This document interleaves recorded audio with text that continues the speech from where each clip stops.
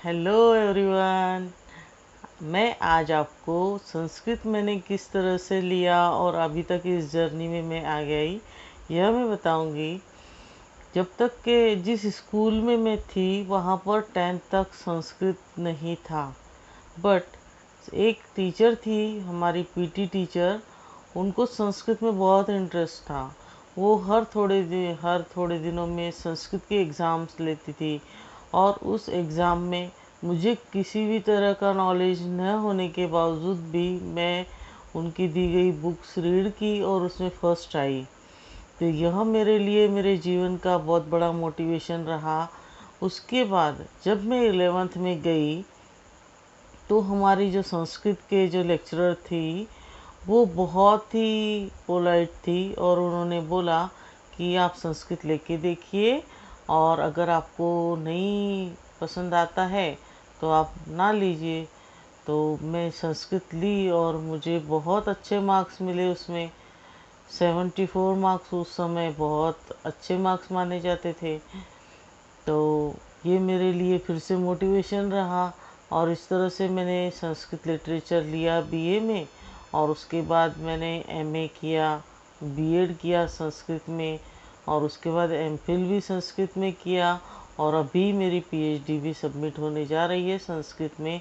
तो इस तरह से यह मेरे संस्कृत की रीडिंग का एक बहुत अच्छी जर्नी रही है। उसके बाद मेरी टीचिंग की जर्नी 2003 से स्टार्ट होती है। मैंने बहुत सारे स्टूडेंट को उनकी ग्रामर में मदद की, और उनको संस्कृत की जिस किसी प्रॉब्लम हो उसमें मदद की। कभी कभी तो मेरे पास स्टूडेंट 18 मार्क्स के आते थे पासिंग मार्क्स लेकर, और मैंने उनको बोर्ड की एग्ज़ाम में 97 मैंने 97 तक के मार्क्स उनके लाए हैं। किसी के 100 मार्क्स आए हैं। कोई स्टूडेंट सिर्फ संस्कृत के कारण पूरी स्कूल में टॉपर आया है, और एक स्टूडेंट जो है वो मुंबई में, विशाल कपूर नाम है उन पर्सन का, उन्होंने मुझसे संस्कृत का शिव तांडव स्तोत्र सीखा, और वो सिंगर है।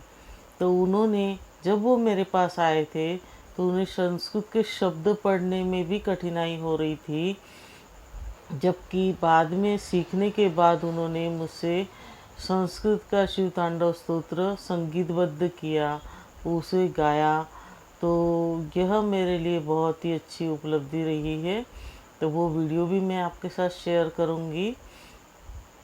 और इस तरह से यह मेरी संस्कृत की जर्नी रही है, और अभी भी मैं संस्कृत के अध्यापन कार्य में रत हूँ।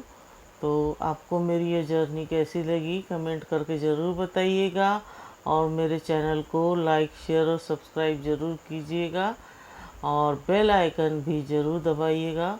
धन्यवाद।